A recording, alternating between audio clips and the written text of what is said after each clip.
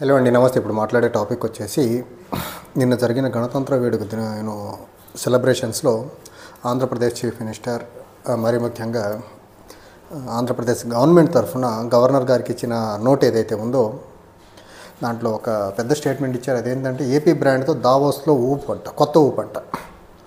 నాకు అర్థం కాంది, ఆంధ్రప్రదేశ్ బ్రాండ్తో దావోస్లో కొత్త ఊపు వస్తే ఇప్పుడు దావోస్కి వెళ్ళిన వేరే రాష్ట్రాల నుంచి మహారాష్ట్ర 15 లక్షల కోట్ల పైన డబ్బులు పెట్టుబడులు వచ్చాయనేసి ఒక స్టేట్మెంట్ ఇచ్చారు మహారాష్ట్ర సైడ్ నుంచి. పక్కనే ఉన్న తెలంగాణ సైడ్ నుంచి అయితే దగ్గరగా 1,60,000 కోట్ల రూపాయల పెట్టుబడులు వస్తున్నాయని తెలంగాణ వాళ్ళు చెప్పే ప్రయత్నం చేశారు. ఆంధ్రప్రదేశ్ ప్రభుత్వం తరఫున అసలు ఎన్ని కోట్ల రూపాయలు, లేకపోతే ఎన్ని వందల కోట్ల రూపాయలు, లేకపోతే ఎన్ని వేల కోట్ల రూపాయలు, లేకపోతే ఎన్ని లక్షల కోట్ల రూపాయలు ఈ చంద్రబాబు నాయుడు గారు ఆయన బృందం దావోస్కి వెళ్ళి పెట్టుబడులు తీసుకురావడంలో సఫలీకృతమైందని చెప్పే ప్రయత్నం చెప్పకుండా గవర్నర్ గారితో ఏపీ బ్రాండ్తో దావోస్లో కొత్త ఊపు వచ్చిందంట. మరి 2014-2019 మధ్య కాలంలో కూడా చంద్రబాబు నాయుడు గారు అక్కడే అదే దావోస్కి వెళ్ళారు. ఈయన ముఖ్యమంత్రి. అప్పుడు కూడా విడిపోయిన రాష్ట్రం. అప్పుడు ఇంకొక పెద్ద brand sunrise state of Andhra Pradesh అనే బ్రాండ్తో వెళ్ళినప్పుడు ఏం తీసుకురాలేకపోయారు. ఇప్పుడు ఊరు పేరు లేకుండా మళ్ళీ వెళ్ళారు.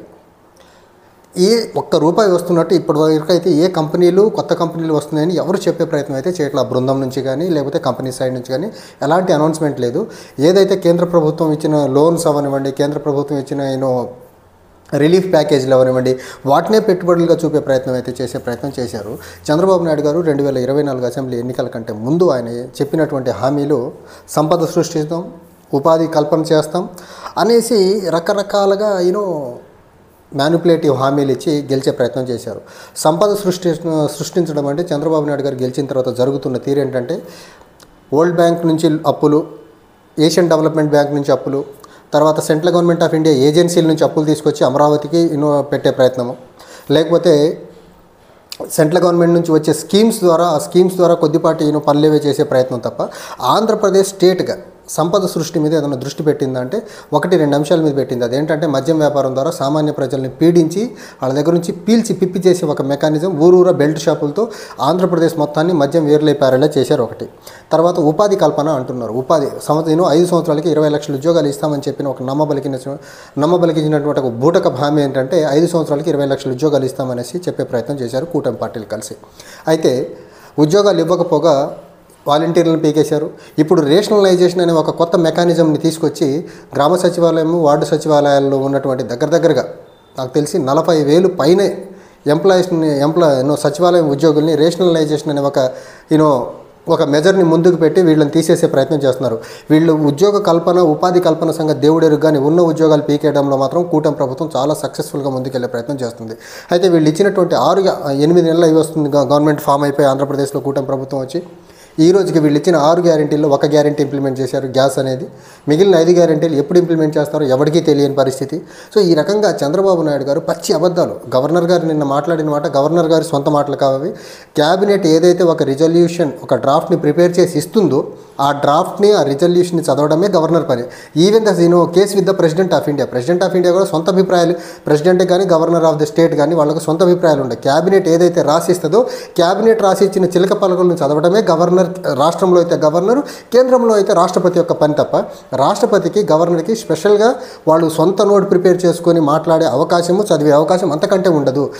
క్యాబినెట్ ఇచ్చిన లైన్ మీదే నడవాలి. గవర్నర్ కానివ్వండి రాష్ట్రంలో, సెంట్రల్లో ప్రెసిడెంట్ కానివ్వండి. సో నిన్న గవర్నర్ గారితో ఈ రకంగా ఏపీ బ్రాండ్తో దావోస్లో కొత్త ఊపని ఒక ఊదరగొట్టే ప్రయత్నం చేశారు. నిజంగా దావోస్లో కొత్త ఊపు వచ్చి ఉంటే చంద్రబాబు నాయుడు గారు అని బృందం అందరూ కలిసి పెట్టుబడులు ఎంత వస్తున్నాయి, ఏ ప్రాంతాలకు వస్తున్నాయి, ఏ సెక్టార్స్లో వస్తున్నాయి, రావడం వల్ల ఏ ప్రాంతంలో ఎంతమందికి ఉపాధి డైరెక్ట్గా దొరుకుతుంది, ఎంతమందికి ఉపాధి ఇండైరెక్ట్గా దొరుకుతుందని చెప్పే ప్రయత్నం చేశారు. కానీ అది చేయలే. వీళ్ళు చేయకపోయేదానికి రీజన్ ఏంటంటే ఆంధ్రప్రదేశ్ నుంచి వీళ్ళకు మరీ ముఖ్యంగా దావోస్ నుంచి ఆంధ్రప్రదేశ్కి పెట్టుబడులు ఎంత వస్తున్నాయి, ఎలా వస్తున్నాయని చెప్పేదానికి వీళ్ళ దగ్గర ఏమాత్రం అసలు దాన్ని ఏమంటారు ఒక క్లారిటీ లేకపోవడం వల్ల ఈ రకంగా మాట్లాడే ప్రయత్నం చేసింది. మొన్న నేను ఒక వీడియోలో చంద్రబాబు నాయుడు గారు ప్రెస్ మీట్ పెట్టిన తర్వాత దావోస్ నుంచి వచ్చిన తర్వాత దావోస్ నుంచి ఏం చెప్పారో చెప్పకుండా అమరావతికి world bank, Asian development bank, హుడ్కో లాంటి ఏజెన్సీస్ అప్పిస్తున్నాయని చెప్పే ప్రయత్నం చేశారు. పోలవరంకి కేంద్రం డబ్బులు ఇస్తుందని చెప్పే ప్రయత్నం చేశారు. విశాఖ స్టీల్ ప్లాంట్కి revival package government of India ఇస్తుందని చెప్పే ప్రయత్నం చేశారు. కానీ అసలు మీరు వెళ్ళొచ్చిందేమో దావోస్కి, దావోస్ నుంచి ఏం తీసుకొచ్చారో చెప్పకుండా ఆంధ్రప్రదేశ్ ప్రజలకి సెంట్రల్ గవర్నమెంట్ ఆంధ్రప్రదేశ్కి ఏమేమి ఇస్తుందని చెప్పే ప్రయత్నం చేశారు వీళ్ళు. సో అప్పుడే మనం క్లియర్గా ఒక అండర్స్టాండింగ్కి వచ్చేయాలి. చంద్రబాబు నాయుడు గారు దావోస్ నుంచి ఏం తీసుకురాకపోగా దాన్ని కవర్ చేసేదానికి గవర్నమెంట్ ఆఫ్ ఇండియా ఇస్తున్నటువంటి హెల్పింగ్ హ్యాండ్ అవనివ్వండి, సపోర్ట్ అవనివ్వండి, లేకపోతే అప్పిప్పించడం అవనివ్వండి, ఏదన్నా అవనివ్వండి, వాటిని చూపించి అవి పెట్టుబడులుగా చూపే ప్రయత్నం చేశారు చంద్రబాబు నాయుడు గారు. అండ్ ఈ కూటమి పార్ట్నర్గా ఉన్నటువంటి పవన్ కళ్యాణ్ ఏదన్నా అయితే నేను క్వశ్చన్ చేస్తా, నేను హామీ, నేను పూచికత్తి అని చెప్పిన ఈ వ్యక్తి ఉద్యోగ కల్పన మీద ఆయన ఏం మాట్లాడరు. 6 గ్యారెంటీల ఇంప్లిమెంటేషన్ గురించి పవన్ కళ్యాణ్ గారు నోటికి ప్లాస్టర్ వేసుకొని కూర్చున్న పరిస్థితి. పెట్టుబడుల అంశంలో ఏమన్నా వచ్చాయా ఏంటిదా అని మాట్లాడే ప్రయత్నం ఆయన చేయరు. పోనీ ఆయన చెప్పకపోగా క్యాబినెట్ నుంచి కనీసం ప్రెస్ నోట్ అన్న రిలీజ్ చేయించే ప్రయత్నం చేస్తారంటే ఏది చేయరు. నేనేదో అకౌంటబుల్ పాలిటిక్స్ చేస్తా, ట్రాన్స్ఫర్మేటివ్ పాలిటిక్స్ చేస్తానని ఆంధ్రప్రదేశ్లో ఉన్న ప్రజల్ని, మరీ ముఖ్యంగా యువతని, అది కూడా సినిమా మత్తులో ఉండే కొద్దిమంది మూర్ఖుల్ని నమ్మబలికిచ్చి కూటమి సైడ్కి జనాలు తిప్పే దాంట్లో కొంచెం కృతుడయ్యాడు ఆయన. ఇప్పుడు జరుగుతున్న ఉదంతాలు, పెట్టుబడులు రావట్లేదు, సంపద సృష్టి జరగట్లేదు, ఆంధ్రప్రదేశ్లో మద్యం ఏరులై పారుతూ ఉంది, ఉచిత ఇసుక రవాణా అద్భుతంగా జరుగుతూ ఉంది, ఇసుక దోపిడీ అద్భుతంగా జరుగుతూ ఉంది. తర్వాత వ్యవసాయం, రైతు పండించిన వ్యవసాయ ఉత్పత్తులు ఏవైతే ఉన్నాయో వాటికి కనీస గిట్టుబాటు ధర లభించట్లేదు. అది మిర్చి అవనివ్వండి, పొగాకు అవనివ్వండి, పత్తి అవనివ్వండి, మిర్చి అవనివ్వండి, ఏదన్నా అవనివ్వండి. ఆ వ్యవసాయ మార్కెట్లో మొత్తంలో చంద్రబాబు నాయుడు గారు ఆయనకు సంబంధించినటువంటి దళారులతో మార్కెట్లను నడిపించే ప్రయత్నం చేస్తున్నారు. వీటన్నిటి మీద ఎక్కడ కానీ పవన్ కళ్యాణ్ గారు నోరెత్తి మాట్లాడే ప్రయత్నం కూడా చేయరు. అంటే ఈ దోపిడీలో ఖచ్చితంగా పవన్ కళ్యాణ్ గారికి భాగస్వామ్యం ఉంది, ఈ మోసంలో పవన్ కళ్యాణ్ గారికి ఖచ్చితంగా భాగస్వామ్యం ఉంది. అది దావోస్ నుంచి ఫెయిల్యూర్ వచ్చిన దాంట్లో పవన్ కళ్యాణ్ గారికి భాగస్వామ్యం ఉంది. ఆంధ్రప్రదేశ్లో ఉపాధి కల్పించకపోవడానికి పవన్ కళ్యాణ్ గారి భాగస్వామ్యం ఉంది. ఎందుకంటే ఆయన ప్రభుత్వంలో భాగస్వామిగా ఉన్నారు కదా. కొన్నిసార్లు ముఖ్యమంత్రి స్థాయిని, ఉప ముఖ్యమంత్రి స్థాయిని మించి ఆయన ముఖ్యమంత్రి అని ఫీల్ అయిపోయి మాట్లాడుతుంటారు కొన్ని అంశాల మీద. మరి అంత మాట్లాడిన వ్యక్తి వీటి మీద బాధ్యత తీసుకోవాలి కదా. సంపద సృష్టి మీద బాధ్యత తీసుకోవాలా, పెట్టుబడులు ఆకర్షించి యువతకు ఉద్యోగాలు ఇచ్చే దాంట్లో బాధ్యత తీసుకోవాలా. కానీ తీసుకునే ప్రయత్నం చేయట్లేదు ఆయన. ఆంధ్రప్రదేశ్లో బెల్ట్ షాపులు తగ్గించే దాంట్లో బాధ్యత తీసుకోవాలా, అది చేయట్లేదు. వ్యవసాయంలో రైతులకి కనీస మద్దతు ధర ఇచ్చే దాంట్లో బాధ్యత తీసుకోవాలా, అది తీసుకోరు ఆయన. సో ముగ్గురు తోడు దొంగలు, బీజేపీ, టీడీపీ, జనసేన ముగ్గురు తోడు దొంగలు కలిసి ఆంధ్రప్రదేశ్లో ఉన్న సకల జనుల్ని, అది నిరుద్యోగ యువత అవనివ్వండి, వెల్ఫేర్ స్కీమ్స్ బెనిఫిషరీస్ అవనివ్వండి, రైతాంగం అవనివ్వండి, ఆఖరికి స్కూల్కి వెళ్ళే పిల్లలు వాళ్ళకి ఇవ్వాల్సిన తల్లికి వందనం దగ్గర నుంచి అన్ని వర్గాల్ని చాలా సక్సెస్ఫుల్గా మోసం చేసుకుంటూ మభ్యపెట్టుకుంటూ వచ్చే ప్రయత్నం కూటమి ప్రభుత్వం గత 8 నెలలుగా చేస్తుంది.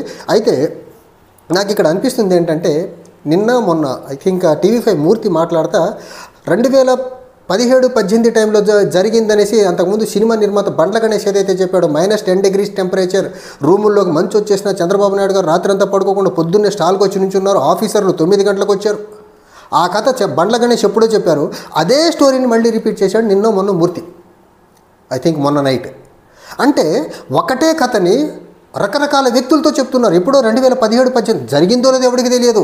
వీళ్ళు గ్యాస్ కొట్టడము, ఈ ఎల్లో మీడియా యొక్క ఊకదంపుడు, పచ్చి బూటకప్పు మాటల్ని ఎలా స్ప్రెడ్ చేసేసి చంద్రబాబు నాయుడు అసలు పొగ మంచుల్లో కూడా ఆంధ్రప్రదేశ్ కోసం పడుకోకుండా పనిచేస్తున్నారని చెప్పే ప్రయత్నం ఏదైతే చేస్తున్నారో, ఈ దుర్మార్గం. అసలు చంద్రబాబు నాయుడు గారు ఏ పని చేసినా స్వార్థం చూసుకుంటాడు తప్ప రాష్ట్ర బెనిఫిట్లు ఎక్కడా చూడ్డాయన. అండ్ మొన్న ఇంకోటి రీసెంట్గా జరిగిన దావోస్ దాంట్లో రోడ్డు పక్కన ట్రాఫిక్ లేదు, ట్రాఫిక్ని వెయిట్ చేసేదానికి నారా లోకేష్ గారు మంత్రి రోడ్ల మీద దావోస్ మీద నడుచుకుంటూ వరల్డ్ ఎకనామిక్ ఫోరం సమ్మిట్కి వెళ్తున్నారని చెప్పే ప్రయత్నం చేశారు. అసలు పక్కన రోడ్లన్నీ క్లియర్గా కనిపిస్తున్నాయి, రోడ్డు మీద ఒక వెహికల్ లేదు, రోడ్డు ఖాళీగా ఉంది. బట్ స్టిల్ వీళ్ళు చెప్పేది ఏంటి, రోడ్లలో ట్రాఫిక్ జామ్ అయిపోవడం వల్ల ఆ పొగ మంచుల్లో అసలు జనాలే బయటికి రారు, ట్రాఫిక్కే ఉండదు. ట్రాఫిక్ వెళ్ళిన దగ్గర ట్రాఫిక్ని వెయిట్ చేసేదానికి నడుచుకుంటూ వెళ్తున్నారు ఆంధ్రప్రదేశ్ కోసం, పెట్టుబడుల ఆకర్షణ కోసం అనేసి ఊదరగొట్టే పనులు. వెళ్ళి తీసుకొచ్చింది ఏంటంటే గుండు సున్నా. మళ్ళీ దాన్ని కవర్ చేసేదానికి గవర్నర్ గారితో రిపబ్లిక్ డే స్పీచ్లో ఆయనతో చెప్పించేది ఏపీ బ్రాండ్తో దావోస్లో కొత్త ఊపు అంట. ఆ ఊపు వల్ల పెట్టుబడులు సున్నా వచ్చింది అక్కడ. దీని మీద డిప్యూటీ సీఎం మాట్లాడరు, బీజేపీ మాట్లాడదు, టీడీపీ యాజ్ యూజువల్గా తనకున్న మీడియా బలాన్ని అడ్డం పెట్టుకొని యాజ్ యూజువల్గా ఒక గ్లోబల్ ప్రచారాన్ని చాలా విస్తృతంగా చేసే ప్రయత్నం చేస్తూ ఉంది. Thank you.